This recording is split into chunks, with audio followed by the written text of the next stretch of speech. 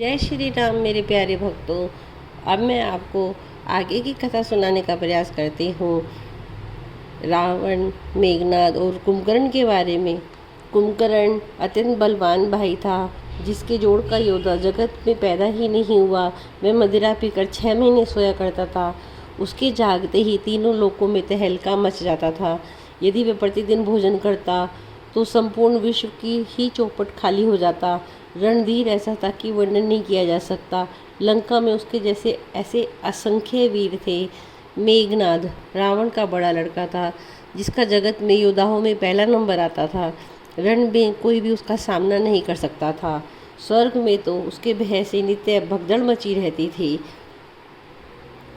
इनके अतिरिक्त दुर्मुख, अकंपन, वज्रदत्त, धूमकेतु और अतिकाय आदि ऐसे योद्धा थे जो अकेले ही सारे जगत को जीत सकते थे।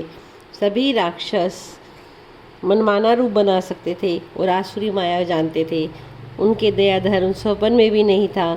एक बार सभा में बैठे हुए रावण ने अपने अगणित परिवार को देखा।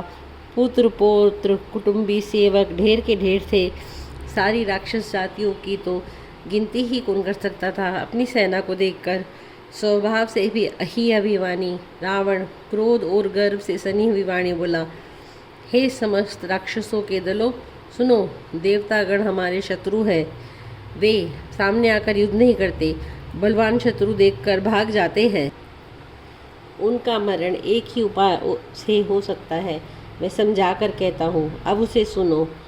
उनके बल को बढ़ाने वाले ब्राह्मण, भोजन, यज्ञ, हवन और श्राद्ध, इन सब में जाकर तुम बाधा डालो। भूख से दुर्बल और बलहीन होकर देवता सहज ही में आ मिलेंगे, तब उनको मैं मार डालूंगा अथवा भली भांति अपने अधीन करके छोड़ दूंगा।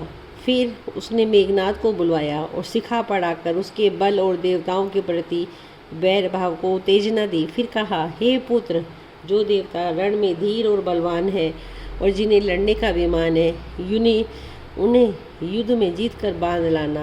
बेटे ने उठकर पिताजी की आज्ञा शिरोधार्य किया। इसी तरह उसने सबको आज्ञा दी और आप भी हाथ में गदा लेकर चल पड़ दिया। रावण के चलने से पृथ्वी डगमगाने लगी और उसकी गर्जना से देव रमणियों के गर्भ गिरने लगे। रावण को क्रोध सहित आते हुए देखकर सुनकर देवताओं ने सुमेरु पर्वत की गुफाएं देखी और भागकर सुमेरु की गुफाओं का आश्रय लिया। दिक्पालों के सारे सुंदर लोकों को रावण ने सुना पाया। मैं बार बार बाहरी सी गर्जना करके देवताओं को ललकार ललकार कर गालियाँ देता था। अगर आप सबको मेरा ये छोटा सा प्रयास अच्छा लग रहा है तो आप मेरे चैनल को लाइक कीजिए, सब्सक्राइब कीजिए, शेयर कीजिए और कमेंट में लिखिए, जय श्री राम, हर हर महादेव, जय हनुमान।